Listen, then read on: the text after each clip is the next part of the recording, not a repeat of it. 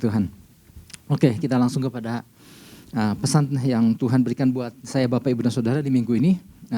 Pesannya adalah ketika beban menghinggapi. Ketika beban apa? Menghinggapi. Nah di sini ada yang menarik Bapak Ibu Saudara, pakai beban bukannya menindih, beban bukannya menghimpit, tapi menghinggapi. Udah kayak burung aja gitu ya. Nah ada yang menarik di sini Bapak Ibu Saudara, kata menghinggapi seolah-olah seperti cuma hinggap aja. Ya, Tuhan sebetulnya inginnya begitu, ya. Beban itu perlu, tapi udah nggak usah lama-lama, ya. Karena Tuhan punya tujuan lewat beban yang Tuhan berikan pada umatnya. Jadi gini, semua orang bisa mengalami beban masalah apapun tanpa pandang bulu, siapapun, termasuk orang percaya, bisa ngalami beban, jenisnya apapun juga. Namun berapa lama beban itu hinggap tergantung sikap dan respon pada masing-masing dari orang percaya itu. Apakah cuma hinggap untuk beberapa saat ataukah menetap? Itu tergantung daripada sikap dan respon dari setiap masing-masing. Nanti di bagian dalam kita akan belajar lebih lanjut. Tapi saya mau ajak kita buka Mazmur 55 ayat 23 kalau bahasa Indonesia. Ya. Mazmur 55 ini cukup panjang dari ayat 1 sampai ayat 24. Tapi nanti dari situ kita akan belajar kurang lebih penggalan demi penggalan, makna demi maknanya. Tetapi intinya adalah kita mau belajar apa yang dimaksud dengan pesan ketika beban menghinggapi. Oke, semua kita baca sama-sama. Udah terpampang di depan, 1, 2, 3. Serahkanlah kuatirmu kepada Tuhan, maka ia akan memelihara engkau.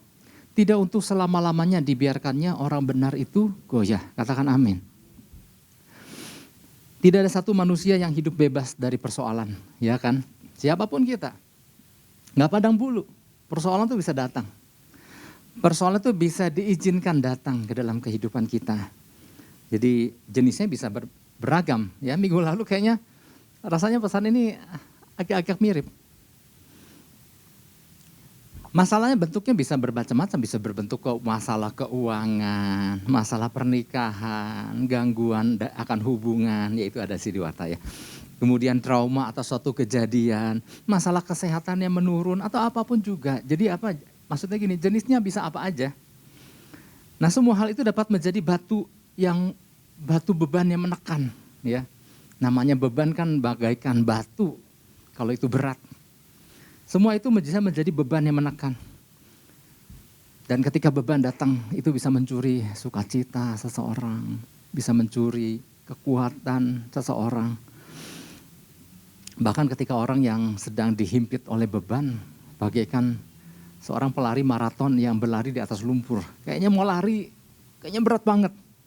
Kayaknya mau lari nggak maju-maju karena sebagian besar kaki tertancap di lumpur. Ya itu gambaran aja. Kita bisa membayangkan nggak mudah, ya, bukan sesuatu yang mudah. Nah Mazmur ini digubah untuk menggambarkan Daud pada masa saat dia dikejar orang-orang yang mencoba menghabisi nyawanya. Kalau kita baca Mazmur, kadang ada latar belakang dan itu tertulis di kitab Samuel. Nah Mazmur 55 ini kemungkinan besar berlatar belakang ketika Daud dikejar oleh orang-orang suruhan Absalom. Kita tahu kan Absalom itu anak Daud yang mengkudeta Daud. Daud memilih untuk meninggalkan tahta, meninggalkan Yerusalem dan membiarkan anaknya menduduki Yerusalem. Karena anaknya pengen banget jadi raja itu. Tapi anaknya serius banget Absalom ini. Ketika Daud udah menyingkir bersama orang-orang setianya, dikirimkanlah oleh Absalom orang-orang pasukan-pasukan untuk membunuh semua, termasuk Daud ayahnya. Nah jadi kalau kita lihat kesesakan-kesesakan, doa minta tolong terhadap musuh ini adalah orang-orang yang mengejar yang hendak membinasakan Daud. Gak main-main. Nah bukan itu aja, Daud juga bukan takut dikejar orang banyak hendak membinasakan, tapi di situ Daud juga merasakan ada kemarahan karena gini, orang yang mengejarnya kan adalah rakyatnya juga gitu. Dan orang-orang setianya ternyata nggak semua ikut Daud juga. Ada orang-orang andalannya yang pernah kita dengar kisahnya seperti Ahitofel. Ini penasehat Daud banget gitu, artinya Daud sangat butuh banget nasihat daripada Ahitofel. Tapi Ahitofel memutuskan untuk mengabdi kepada Absalom. Makanya di dalam salah satu mazmur kan Daud merasa kecewa kan. Ya ampun, kalau musuh yang mencelakakan dia ya udah dia bisa terima. Tapi ini orang dekat. Orang yang sama-sama ibadah ke rumah Allah.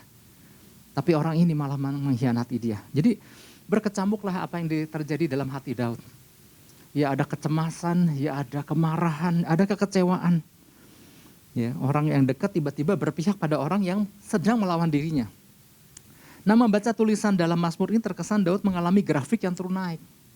Jadi kalau kita baca satu bab, satu pasal 55 ini, kita bisa melihat ada beberapa penggalan yang kita bisa temukan. Ya, ayat 1 sampai 8 lebih kepada sisi lemah Daud. Aduh rasanya, aduh Tuhan, kemana sih Tuhan? Aduh rasanya kok kayak gini, kok rasanya aku pengennya sih kabur aja deh, nggak mau ngalami itu. Jadi ayat 1 sampai 8 lebih kepada keluhan Daud, lebih kepada sisi lemah Daud. Ayat 9 sampai 15 berbicara tentang betapa Daud marah, dia ingin membinasakan itu orang-orang yang mengejar dia. Kayaknya greget banget gitu. Nah, ayat 16 sampai 23 atau sampai 24 ya kalau Alkitab bahasa Indonesia. Itu berbicara tentang tindakan tepat Daud untuk datang dan menyerahkan perkaranya kepada Tuhan. Nah, mengapa awalnya timbul kesan yang demikian? Ada bagian-bagian di mana Daud lemah. Ya, Bapak Ibu Saudara, siapa sih yang siap mengalami beban yang datang tiba-tiba? Enggak ada orang siap kok. Semua orang maunya enggak memiliki itu. Itulah sebabnya ketika dalam hal kisah Daud ini adalah orang-orang yang adalah rakyatnya gitu. Tiba-tiba hendak membinasakan bahkan anaknya sendiri. Ini membuat Daud kan aduh kayak pedih ya. Yang kedua adalah pemazmur itu Daud ini ingin menghukum, saking gregetannya kan mau menghukum dengan caranya sendiri, tetapi akhirnya dia sadar. Masuk bagian ketiga, dia merasakan bahwa Tuhan adalah sumber perlindungan dan pertolongannya. Daud memilih untuk mengandalkan Tuhan. Daud memilih untuk menyerahkan seluruh perkaranya sama Tuhan, sebab dia tahu siapa Tuhan yang dia percaya itu. Kadang-kadang orang mau bertindak dengan kekuatannya sendiri. Tetapi di sini kita belajar bahwa ternyata Daud memilih untuk menyerahkan semua perkara sama Tuhan. Dia tahu Tuhan adil. Dia tahu Tuhan bertindak jauh lebih tepat daripada dirinya sendiri. Inilah bentuk pengenalan, kebergantungan penuh Daud sama Tuhannya, dan sebagai salah satu bentuk Daud kenal siapa Allahnya. Daud percaya bahwa Tuhan yang akan bertindak. Atas keyakinan tersebut maka Daud belajar menyerahkan segala sesuatunya kepada Tuhan. Ya, cemas, khawatir wajar, namun apabila enggak dikelola dengan baik, maka dapat melemahkan diri sendiri bahkan menjadi bumerang yang mencelakakan. Apa yang dilakukan Daud? Daud memutuskan untuk aku serahkan perkara ini sama Tuhan. Jadi melalui peristiwa ini Daud belajar sesuatu pelajaran penting bagaimana seorang bersikap di tengah beban yang menghinggapi. Daud juga belajar loh. Oleh sebab itu lewat mazmurnya ini, Tuhan mau kita belajar bersikap seperti Daud. Mudah enggak? Enggak mudah. Daud pun enggak mudah. Tapi Daud memutuskan untuk bertindak tepat. Nah, ini jadi pesan Tuhan. Ini jadi pesan Tuhan bagi kita.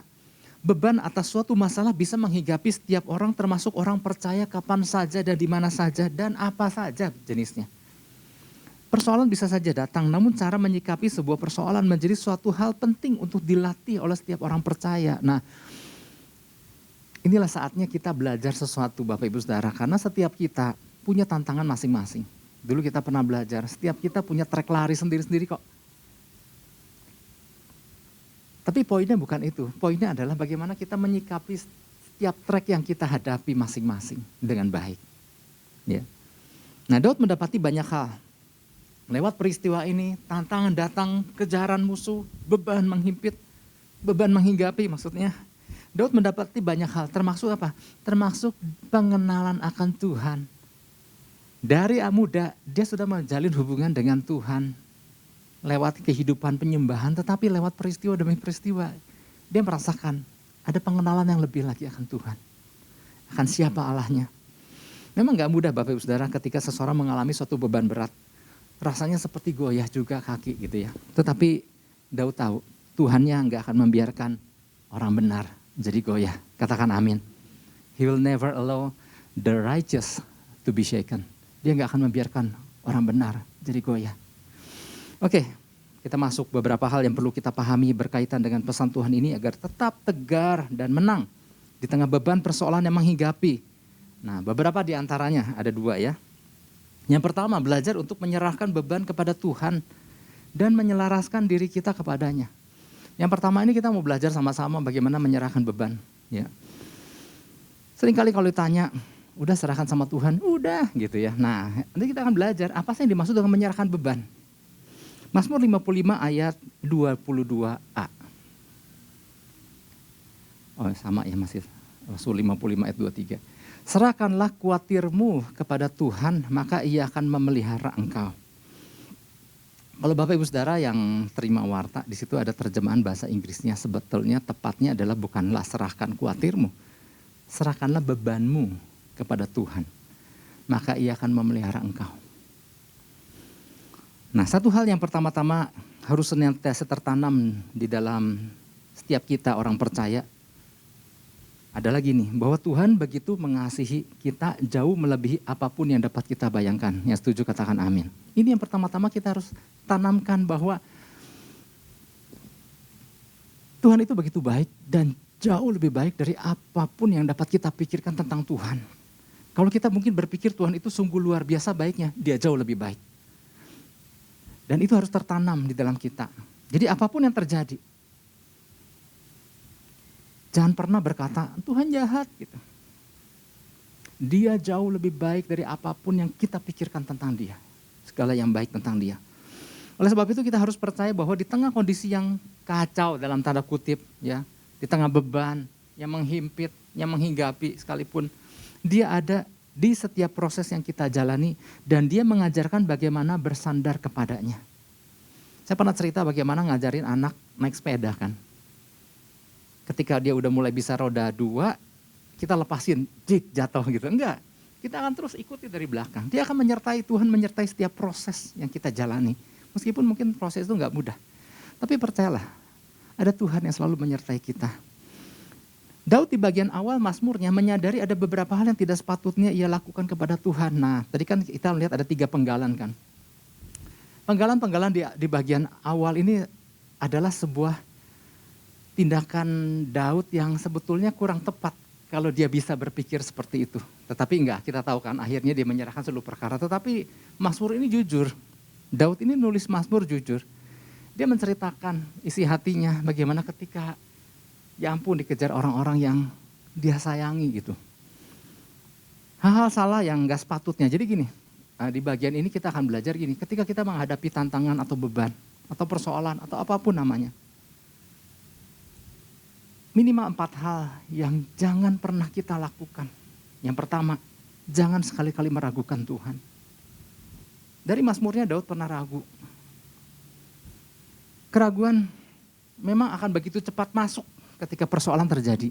Jadi ketika datang tantangan, masalah, keraguan akan Tuhan udah ngantri dulu untuk nyusup di situ. Daud sempat di dalam ayat pertama dia udah bilang begini, Tuhan janganlah bersembunyi terhadap permohonanku. Belum apa-apa dia udah bilang Tuhan jangan bersembunyi. Tuhan bilang gue enggak bersembunyi, aku menyertai engkau. Jadi Daud pertama di awal sempat merasakan keraguan. Tuhan di manakah? Kadang-kadang ada masukan Tuhan di manakah engkau? Nah ini yang tips buat kita semua. Jangan pernah meragukan Tuhan. Itu yang pertama. Yang kedua, jangan mengajukan ada godaan untuk komplain, mencoba masuk juga. Artinya bagian yang jangan kita lakukan ketika tantangan menghadang, jangan komplain sama Tuhan. Daud pernah menggurui Tuhan, perhatikanlah dan jawablah aku. Enggak ada yang berubah ketika kita komplain, enggak ada yang berubah ketika memilih itu untuk mengasihani diri Tuhan. Kok gitu sih, aku kan jadi begini. Nah kadang-kadang belum apa kita komplain sama Tuhan. Nah ternyata tips yang kedua buat setiap kita, jangan komplain sama Tuhan atau sama siapapun. Kemudian yang ketiga yang jangan dilakukan ketika beban datang, putus asa. Daud ngalami putus asa. Tadi yang komplain itu ayat kedua ya. Dorongan untuk berputus asa. Ternyata putus asa itu menghasilkan sesuatu yang berbahaya. Itu ada di ayat 4 dan 5. Mudah menyerah dan membiarkan pencobaan dan kekecewaan menyelimuti. Ya. Dan tidak ada pemulihan ketika seorang percaya memilih untuk putus asa. Nggak ada baik-baiknya. Nggak ada sisi keuntungan apapun ketika seseorang memutuskan untuk berputus asa. Ya, cumalah ikut Tuhan. Ngapain? Udah nggak ada keuntungannya, yang ada malah kerugian. Yang keempat, yang kita boleh tangkap, yang jangan kita lakukan ketika ada dalam tantangan. Yang keempat adalah keinginan untuk melarikan diri dari masalah. Berapa banyak jiwa-jiwa yang pernah kami layani, persoalan menjadi lebih buruk karena mereka memilih untuk tidak menghadapi persoalan tapi lari dari masalah. Orang-orang datang Pak ke rumah udah nunggu di depan. Ya udah saya kabur aja gitu. Nah, nggak akan menyelesaikan masalah. Dulu saya pernah ketemu dengan orang yang saya bilang gini, oke, kita hadapi, saya temani, saya bilang. Kita doa dulu. Aduh Pak, mereka di rumah, di depan udah ngancam-ngancam. Saya bilang, gak akan pernah selesai. Ini udah berapa lama gak pulang-pulang gara-gara ada orang nunggu di depan. Sekarang gini, mari kita datangi.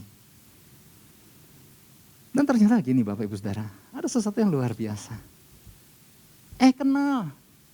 Aduh kalau tahu gini mah, aduh kita nggak akan nongkrong-nongkrong tiap hari atau gitu ya. So atau maunya gimana? Saudara, kalau dihadapi bersama Tuhan, cerita jadi beda. Jadi jangan melarikan. Daud sempat pengen lari dari masalah kan, malah pengen terbang di ayat 6 dan 7. Ya. Oke, lanjut ya, nggak berlama-lama di situ. Nah oke, intinya adalah gini, di poin pertama, Tuhan mau kita belajar menyerahkan segala beban kita kepadanya. Belajar menyerahkan beban. Nah, ada yang menarik Bapak Ibu Saudara. Kata beban, dalam bahasa Ibraninya Yehab. Ternyata di dalam bahasa aslinya beban itu adalah hadiah. Wih menarik sekali ya. Aduh Tuhan kalau mau ngasih hadiah mah jangan kayak begini atau gitu. Tapi gini, di mata Tuhan itulah suatu hadiah. Sebuah gift. Artinya gini, Yehab itu artinya sesuatu yang ia berikan kepada kita seperti bagaikan hadiah. Nah ini kita harus renungkan, kok dianggap sebagai pemberian atau hadiah. Jadi ini penting untuk kita pahami, bukan maksudnya Tuhan memberikan persoalan sebagai hadiah, makan nih, mampus loh gitu ya, bukan itu tujuannya. Tapi sebagai hadiah karena gini, aku memberikan soal, kayak guru lagi berikan soal matematik atau soal apa aja deh. Yuk kerjakan, kalau kamu bisa ngerjakan, kamu pintar. Yang paham katakan amin. Ini kan seringkali salah mengerti. Bukan Tuhan memberikan hanya hadiah untuk menghancurkan kita. Tapi Tuhan lagi ngajarin. Ya kita kan suka kan, buat Bapak Ibu yang suka ngeleskin, suka ngajar. Kadang-kadang kan udah kita ajarin teori-teorinya, udah gitu kan kita kasih soal. Nah ini Tuhan kasih soal. Yuk kamu kerjain, kalau bisa kamu hebat. Atau dengan tujuan semua itu dilakukan supaya kita datang sama Tuhan untuk menyerahkan beban itu kepadanya. Di samping beban itu diberikan untuk kita belajar mengenal Dia. Daud kan belajar mengenal lagi Tuhan. Aduh ternyata Tuhanku luar biasa. Aku pikir aku udah kenal banyak Tuhan, tentang Tuhan. Tapi lewat peristiwa ini aku semakin kenal. Jadi cara Tuhan kasih beban itu dengan tujuan supaya kita mendekat. Bukan menjauh. Dengan tujuan supaya kita belajar untuk menyerahkan beban. Nanti kita akan belajar gimana menyerahkan beban. Ya. Memang mudah untuk melupakan Tuhan ketika segala sesuatu berjalan mulus. Kalau orang percaya nih, siapapun orang percaya, kalau dikasih jalan mulus-mulus aja. Lama-lama Tuhan juga lupa. Atau dua kemungkinan. Ada juga yang dikasih beban Tuhan juga jadi lupa, ada juga. Tapi maksud Tuhan memberikan beban itu supaya ingat. Supaya datang sama Tuhan. Ya kan? Daud misalnya di dalam Mazmur 119 ya, pemazmur yang kemungkinan itu Daud yang menulisnya. Dia juga menulis bahwa punya pengalaman. Dia paham tentang prinsip beban itu adalah hadiah yang baik buat dia. Maka di dalam Mazmur 119 ayat 71 kan di situ dikatakan tertindas itu baik bagiku. Supaya aku belajar ketetapan-ketetapanmu. Ya. Nah Daud paham. Jadi tertindas itu, beban itu apapun namanya. Dia menyadari Ini sesuatu yang gift yang Tuhan kasih untuk bikin dia pintar. Nah oleh sebab itu di poin 1 ini bagian A-nya adalah gini, terimalah beban itu. Nah, kalau khotbah mah enak aja ya, terimalah beban itu. kalau ngalami berat juga Bapak Ibu Saudara. Nah, jadi yang pertama adalah accept the burden from the Lord. Yang kedua, cast the burden upon the Lord. Nah, 1B ini adalah sekarang udah terima nih beban. Itu kan hadiah bikin kita pintar. Yang kedua gini, mulai serahkan. Loh kalau diterima diserahkan, artinya gini, ibarat guru kasih kita buku. Aku, Bu Guru, Pak Guru punya buku yang bagus. Aku pinjemin ya buat kamu. Nah, setelah dipinjemin, kemudian dikembaliin. Aku udah belajar. Wawasan aku jadi semakin luas. Nah, seperti itulah gambarannya. Kita terima burden itu, accept the burden, kemudian we cast out the burden upon the Lord. Serahin sama Tuhan. Makanya Mazmur 55 yang tadi, bukanlah serahkan kekhawatiranmu, serahkanlah bebanmu. Udah diterima nih, yuk sekarang serahkan bebannya. Nah, gimana caranya nih ngartiinnya? Kata cast out ya, kata cast the burden. Kata cast ini memiliki arti melemparkan atau menyerahkan. Kayak nelayan melempar jalanya. Nah sekarang artinya sama kata kerjanya, ini sekarang burdennya, bebannya diserahkan, dilemparkan kepada Tuhan. Kita nggak bisa cuma bilang, aku serahkan beban ini kepadamu Tuhan. Nah untuk melakukan, jadi kata cast itu kata kerja, mesti ada tindakannya. Jadi kata menyerahkan beban sama Tuhan bukan omong doang. Kamu harus serahin beban kamu sama Tuhan, udah. Kapan? Aku tiap hari bilang, Tuhan aku serahin beban aku kepada Engkau. Jadi nyerahin beban itu bukan pakai mulut, pakai tindakan. Tindakannya apa? Nah ternyata pengertian ini selaras dengan Matius 11 ayat 28 yang sering kita dengar. Matius 11 ayat 28, 29, 30. Apa sih ayatnya? Marilah kepadaku semua yang letih lesu dan berbeban berat. Aku akan memberi kelegaan kepadamu. Ayat 29. Pikulah kuk yang kupasang dan belajarlah padaku karena aku lemah lembut dan rendah hati dan jiwamu akan mendapat ketenangan. 30. Sebab kuk yang kupasang itu enak dan bebanku pun ringan. Nah gimana cara menyerahkan beban? Pertama datang sungguh-sungguh sama Tuhan. Bukan cuman aku udah serahkan. Tapi sudahkah kita datang sungguh-sungguh sama Tuhan? Nah berdasarkan Matius 11 ayat 28, 29, 30. Kita udah belajar sering kali ya. Udah sering banget maksudnya. Belajar tentang seperti orang petani membajakan, selalu binatangnya, lembunya itu sepasang kan. Entah kamu pakai 2 lembu, 4 lembu, 6 lembu, dan sebagainya. Kalau Elisa 12 lembu.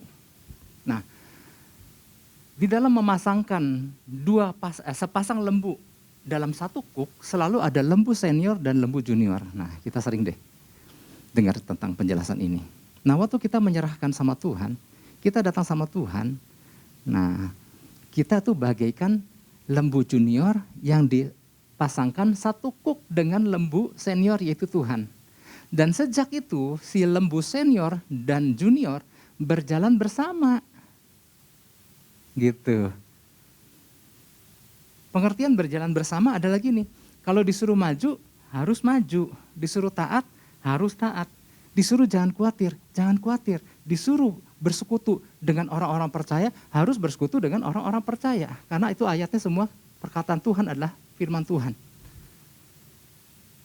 Nah, ketika kita melakukan itu, kita tuh lagi berjalan bersama sang lembu senior. Kita sedang menyerahkan beban kita kepada dia, sedang berbagi beban. Kuk enak, ringan. Tapi kalau kita selalu bilang, udah nyerahkan. Tapi disuruh taat gak mau, disuruh ini gak mau, disuruh khawatir ya tetap kuat, disuruh jangan khawatir ya tetap khawatir, disuruh bersekutu yang gak mau bersekutu. Nah kalau cuma di mulut aja kita belum menyerahkan beban kita sama Tuhan. Menyerahkan beban artinya kita sepakat untuk berjalan bersama seperti sepasang lembu dalam satu kuk yang mau gak mau kita harus berjalan bersama lurus. dengan sang lembu senior. Di situ kita berkata, aku sudah nyerahkan bebanku. Dan ringan buktinya. Nggak ada kekhawatiran lagi. Dan aku sudah berbagi beban sama dia. Dan aku berjalan dalam rencananya. Ketika kita bilang, sudah, tapi kita masih tetap bandel ini dan itu, kita belum menyerahkan beban kita. Artinya kita masih memilih untuk mau pakai cara sendiri. Jadi selama kita masih mau pakai cara sendiri, kita belum pernah menyerahkan beban itu sama Tuhan. Itu yang pertama. Ya, jadi beberapa hal yang perlu kita pahami berkaitan dengan pesan Tuhan ini agar tetap tegar dan menang di tengah beban persoalan yang menghinggapi. Di antaranya adalah belajar untuk menyerahkan beban kepada Tuhan dan menyelaraskan diri kita. Jadi kita harus menyelaraskan diri kita sama Tuhan, sang lembu senior. Karena kita mau berjalan dalam satu kuk yang sama. Ini kuk kayu loh, kita nggak bisa belok kiri kanan. Kecuali berjalan bersama dia. Kecuali kalau yang senior belok kanan, kita kanan. Dia kiri, kita kiri. Dia berhenti, kita berhenti. Dia maju, kita maju. Jadi seperti lebih mudah ya kita memahami tentang hal menyerahkan beban itu kepada Tuhan. Selama kita berseberangan dengan apa yang Tuhan katakan, kita belum menyerahkan beban kita. Itu yang pertama. Yang kedua, belajar untuk berada di lingkungan orang-orang yang siap untuk menopang. Belajar untuk berada di lingkungan orang-orang yang siap untuk menopang. Daud dalam Mazmurnya ayat 5. Dia pernah sempat ya di tengah masalah yang dia hadapi, dia merasa kesepian. Aku dirundung takut dan gentar, perasaan seram meliputi aku. Meskipun dia berjalan bersama-sama rombongan orang-orang setianya, ada masa kesendirian. Merasa entah Tuhan kemana. Ini di ayat 6 itu masa-masa di mana ia dalam kelemahan, merasa sendiri. Daud sempat merasakan kegentaran ketika persoalan datang. Ia merasakan kesendirian ketika menghadapi kejaran orang-orang yang berniat jahat kepadanya. Nah Tuhan tuh gak merancang kita untuk menanggung beban kita seorang diri. Dari awal ya, waktu Tuhan kasih tugas sama Adam, tidak baik manusia itu seorang diri. Tuhan mau ada partner yang menopang, yang bersama-sama dengan kita. Tuhan mau ada orang-orang, makanya di kitab pengkhotbah itu 2 orang itu lebih baik daripada sendiri.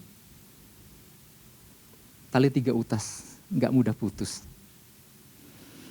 Nah ini diberikan, ya maksudnya ini, Tuhan memberikan orang-orang percaya di sekeliling kita. Untuk apa? Untuk membantu kita, bukan menyelesaikan masalah kita ya.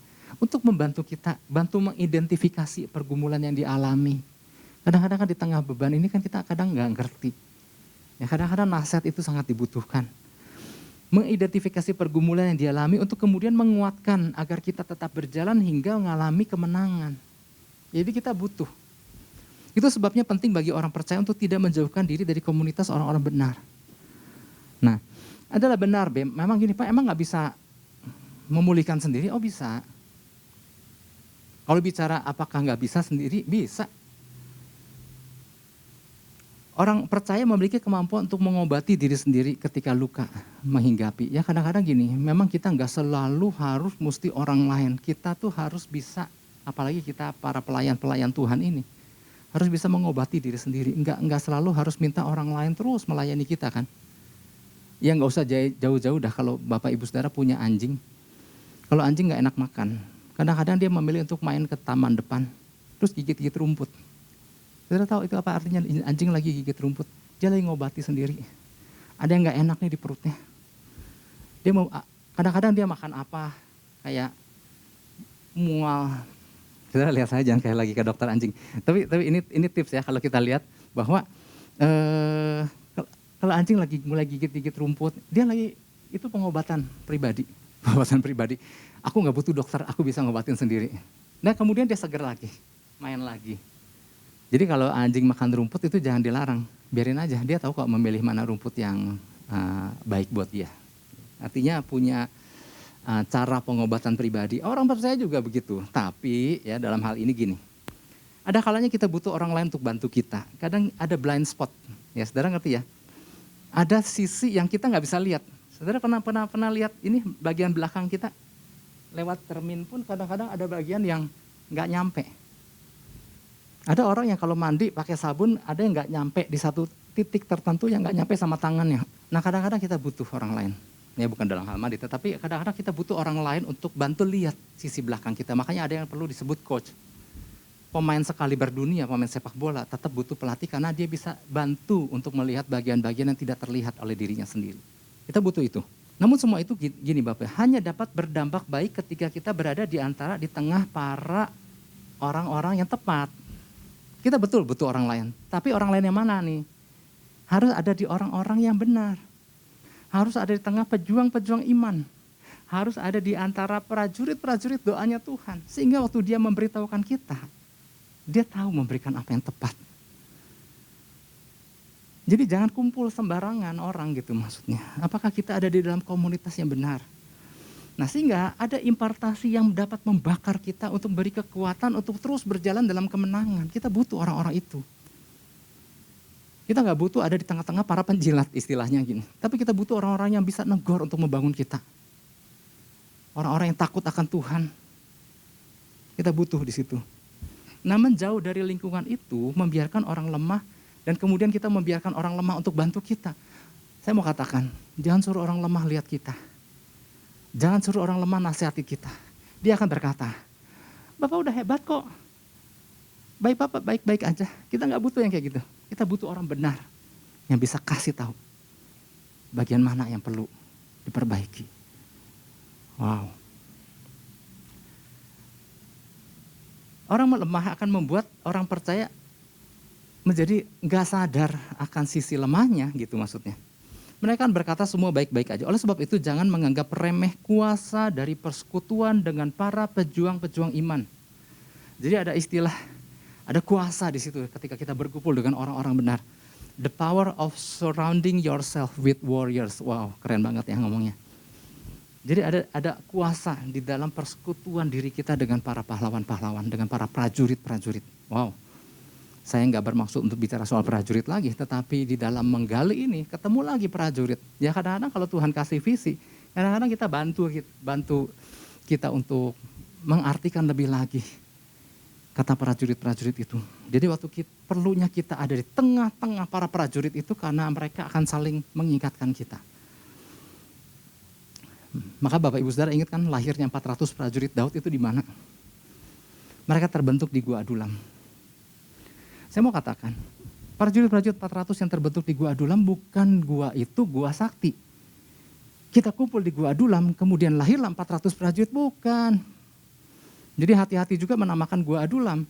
Itu karena ada Daud, seorang yang takut akan Tuhan, seorang yang membangun hubungan sama Tuhan, seorang yang bersedia untuk menjadi teladan bagi banyak orang, yang mengimpartasi kuasa Tuhan. Orang yang siap untuk melatih, karena dia sendiri berdiri atas kebenaran.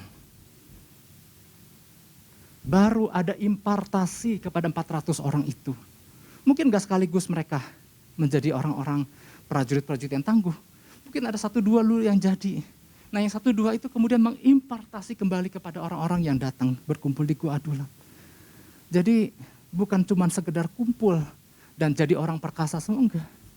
Harus ada orang yang berdiri atas kebenaran, yaitu kebenaran firman. Harus ada pejuang iman. Harus ada pendoa prajurit-prajurit doanya Tuhan. Harus ada orang yang takut akan Tuhan, baru kita bisa bicara 400 ini terbentuk di Gua Adulam. Nah yang menarik ini Bapak Ibu Saudara, kita buka Galatia 6 ayat 2. Makanya minggu lalu ya, saya sempat bilang kan ya, di dalam kalau kita teliti memang di dalam bahasa Indonesia terbatas. Kalau kita gali demi gali ya, di dalam surat-surat yang ditulis Rasul Paulus banyak istilah-istilah militer. Saya ketemu lagi di sini. Bertolong-tolonganlah menanggung bebanmu. Demikianlah kamu memenuhi hukum Kristus. Yang saya mau tekankan adalah bertolong-tolonganlah. Nah kalau bertolong-tolonganlah artinya apa tuh Bapak Ibu Saudara? Saling ya. Di dalam bahasa aslinya adalah alelon. Alelon artinya saling. Ada dalam bahasa Inggrisnya ada reciprocally. Tindakan pembelaan yang saling membela. Tindakan bantuan saling membantu.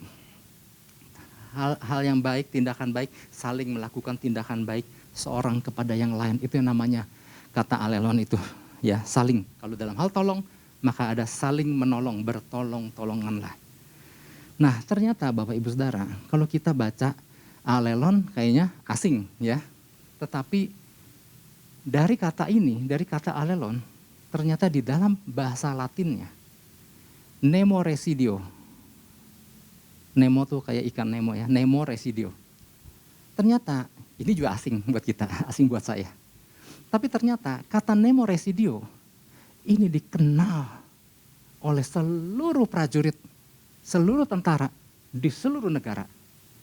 Cuman nama nemo residionya bisa dalam berbagai bahasa. Kalau di prajurit-prajurit Amerika, mereka mengenal kata nemo residio. Yang artinya ketika mereka jadi prajurit, mereka udah disumpah. Mereka akan berjalan bersama-sama rekan prajurit yang lain. Sampai ketika mereka terjun di medan perang. Ketika ada rekan mereka terluka, mereka nggak akan pernah membiarkan rekannya terluka dan ditinggalkan. Mereka akan berusaha untuk lindungi rekannya, atau kalaupun udah kena tembak, mereka akan berusaha lindungi, sembunyikan atau tarik supaya nggak kena luka lebih dalam. Nah, bayangan ini mungkin kita nggak pernah lihat di dalam peristiwa aslinya. Kita cuma lihat di film perang. Pernah kan kita lihat film perang? Kalau ada yang kena tembak, selalu ada rekan prajurit lain yang akan berusaha nolong. Atau misalnya di film-film polisi, kalau ada rekan polisi yang ketembak, selalu ada yang berusaha untuk tarik, untuk sembunyikan dulu, untuk supaya jangan kena tembak yang lain. Itu dikatakan alelon, nemo residio. Ternyata seluruh prajurit, seluruh tentara di seluruh dunia, mereka memegang paham ini. Nggak tahu di dalam bahasa Indonesia pakai bahasa apa ya, pakai istilah apa. Tapi di daerah barat, Latin dan lain-lain, mereka semua pakai nama nemo residio. Nah, karena seperti itulah yang Tuhan inginkan juga terjadi di antara prajurit-prajurit Kristus. Hanya sayangnya, para prajurit Kristus ini lebih memilih untuk main sendiri. Aku nggak mau cerita, nanti ketahuan. Jadi lebih memilih itu sendiri. Artinya gini, mungkin ada rahasia yang memang nggak usah semua orang tahu juga. Tapi minimal kita punya rekan yang topang kita. Yang tahu apa yang kita alami, tetapi dia juga membantu, mendorong, menguatkan. Itu yang kita butuhkan. Itu dikatakan nemo residio. Nah, lewat pesannya ini, di poin yang kedua ini, kita orang anak Tuhan juga ada di medan pertempuran. Ada pertempuran terjadi tiap hari, peperangan terjadi tiap hari. Memang gak melibatkan bom, pistol, dan bedil dan lain-lain. Tetapi ada peperangan rohani yang terjadi. Ada tembakan-tembakan yang diarahkan si musuh terhadap orang-orang percaya. Tapi luar biasanya gini Bapak Ibu Saudara, kalau ada kita di tengah-tengah para prajurit-prajurit iman, prajurit-prajurit doanya Tuhan, kita akan dikuatkan, kita akan minimal diimpartasikan, minimal kita diteguhkan lewat pesan demi pesan, sehingga menjadi orang-orang yang gak mudah lemah, gak mudah jatuh. Oleh sebab itu, apapun tantangan yang menghadang dalam kehidupan kita Bapak Ibu Saudara, apapun yang sedang digumulkan, saya mau katakan jangan berjuang sendiri. Aduh Pak, tapi kalau ini sampai ketahuan memalukan sekali kan, karena ini pribadi banget gitu. Ada sebab itu gini, ya udah jangan langgar. Tetapi yang masalah beban bukan selalu tentang pelanggaran. Kita butuh orang-orang di sekeliling kita. Oke, saya mau tutup gini aja deh. Ya. Beban yang menghinggapi kita adalah beban sementara. Makanya beban yang menghinggapi sementara. Bukan beban kekal yang akan menekan akhirnya menghancurkan kita. Nah, beban diberikan agar kita belajar untuk apa? Belajar untuk nanti suatu hari menyerahkannya kembali. Karena udah pinter, karena udah belajar. Serahkan lagi beban itu. Nah, tapi beban itu akan bisa juga menetap lama kalau kita tidak berespon benar ketika menghadapinya. Jadi Tuhan itu kasih beban supaya menghinggap aja, nanti kembaliin lagi. Tapi seringkali respon yang salah bikin dia betah, nggak hinggap, nginep, bahkan tinggal selama-lamanya. Itu ini yang menjadi masalah besar. Ya, jadi saya mau tutup dengan gini. Kita sering dengar pepatah gini. Kita nggak bisa berbuat apa-apa ketika ada burung terbang di atas kepala kita. Tapi alangkah bodohnya kalau kita biarkan burung itu berkemah di atas kepala kita. Yang ngerti katakan amin dan beri tepuk tangan buat Tuhan Yesus. Haleluya.